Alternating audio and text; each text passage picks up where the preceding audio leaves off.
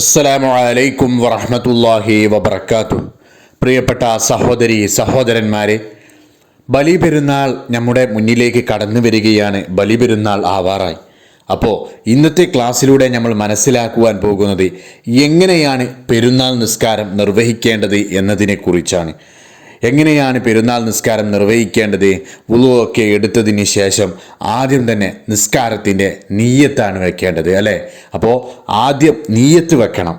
എങ്ങനെയാണ് പെരുന്നാൾ നിസ്കാരത്തിൻ്റെ നീയത്ത് വെക്കേണ്ടത്? ഉസല്ലി സുന്നത ഈദിൽ അദ്ഹ റകഅതൈനി മുതവജ്ജിഹൻ ഇലൽ ഖിബ്ലതി അദാഅൻ ലില്ലാഹി തആല. ഇമാമിനൊപ്പമാണ് എന്നുണ്ടെങ്കിൽ മാൽ ഇമാമി എന്ന് കൂടി ചേർക്കുക. അപ്പോൾ എങ്ങനെയാണ് വെക്കേണ്ടത്? ഉസല്ലി സുന്നത ഈദിൽ അദ്ഹ റകഅതൈനി മുതവജ്ജിഹൻ ഇലൽ ഖിബ്ലതി അദാഅൻ ലില്ലാഹി തആല മാൽ ഇമാമി. ഇമാമിനൊപ്പമാണെങ്കിൽ മാൽ ഇമാമി എന്ന് കൂടി ചേർക്കുക. അതായത് ഇത്രയേ ഉള്ളൂ. ബലി പെരുന്നാൾ സുന്നത്ത് നിസ്കാരം അല്ലാഹു തആലക്ക് വേണ്ടി അദാ ആയി ഞാൻ നിസ്കരിക്കുന്നു എന്ന് നിയത്ത് ചെയ്യുക. ഇമാമിനൊപ്പമാണ് എന്നുണ്ടെങ്കിൽ ഇമാമിനൊപ്പം എന്ന് കൂടി ചേർക്കുക. ബലി പെരുന്നാൾ സുന്നത്ത് നിസ്കാരം അല്ലാഹു തആലക്ക് വേണ്ടി അദാ ആയി ഞാൻ നിസ്കരിക്കുന്നു എന്നാണ് നിയത്ത് വെക്കേണ്ടത്. ഇനി നിസ്കാരത്തിലേക്ക് പ്രവേശിക്കുകയാണ്. നമുക്കറിയാം പെരുന്നാൾ നിസ്കാരം 2 റക്അത്ത് നിസ്കാരമാണ്. അപ്പോൾ ആദ്യത്തെ റക്അത്തിൽ ദുആ ഉൽ ഇഫ്തിതാഹിന് ശേഷം, അതായത് വജ്ജഹത്തു ഓതിയതിന് ശേഷം 7 തക്ബീറാണ് ചൊല്ലേണ്ടത്. 7 പ്രാവശ്യം കൈ ഉയർത്തി ഉറക്കെ തക്ബീർ ചൊല്ലണം.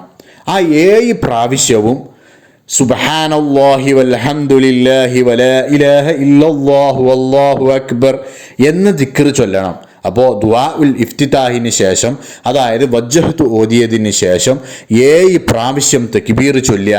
ഓരോ തക്ബീറുകൾക്കിടയിലും സുബ്ഹാനല്ലാഹി വൽഹംദുലില്ലാഹി വലാ ഇലാഹ ഇല്ലല്ലാഹു വല്ലാഹു അക്ബർ എന്ന ദിക്ർ ചൊല്ലുക.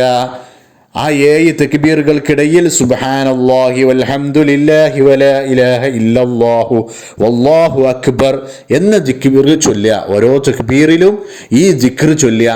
അങ്ങനെ 7 പ്രാവശ്യം ഒന്നാമത്തെ റക്അത്തിൽ ചൊല്ലുക.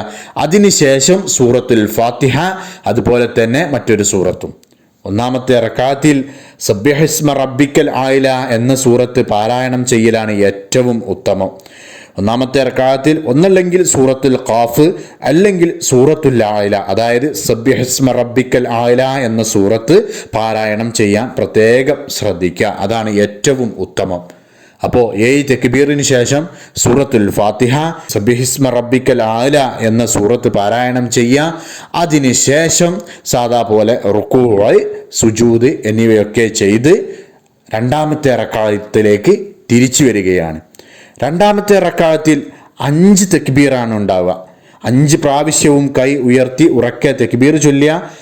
ഓരോ തക്ബീറുകൾക്കിടയിലും ഒന്നാമത്തെ റക്അത്തിൽ ചൊല്ലിയതുപോലെ തന്നെ ഓരോ തക്ബീറുകൾക്കിടയിലും സുബ്ഹാനല്ലാഹി വൽഹംദുലില്ലാഹി വലാ ഇലാഹ ഇല്ലല്ലാഹു വല്ലാഹു അക്ബർ, അങ്ങനെ 5 രണ്ടാമത്തെ റക്അത്തിൽ 5 തക്ബീറുകൾക്കിടയിലും ഈ ദിക്ർ ചൊല്ലുക. രണ്ടാമത്തെ റക്അത്തിൽ നേരത്തെ ഒന്നാമത്തെ റക്അത്തിൽ പറഞ്ഞതുപോലെ തന്നെ 5 തക്ബീറിന്, രണ്ടാമത്തെ റക്അത്തിൽ 5 തക്ബീറാണ്. ആ 5 തക്ബീറിന് ശേഷം സൂറത്തുൽ ഫാത്തിഹ ഓതുക.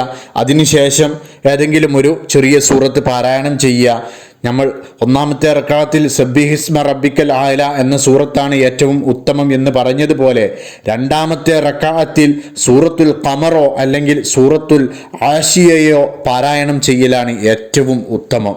സൂറത്തുൽ ആശിയ എന്ന് പറയുമ്പോൾ ഹൽ അതാക ഹദീസുൽ ആശിയ, ഈ സൂറത്ത് പാരായണം ചെയ്യലാണ് രണ്ടാമത്തെ റക്അത്തിൽ ഏറ്റവും ഉത്തമം.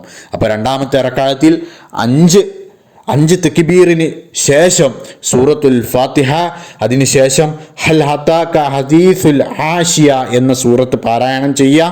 അതിനുശേഷം സാധാ നിസ്കാരങ്ങളെപ്പോലെ റുകൂഅ്, 2 സുജൂദ് ചെയ്ത് സലാം വീട്ടുക.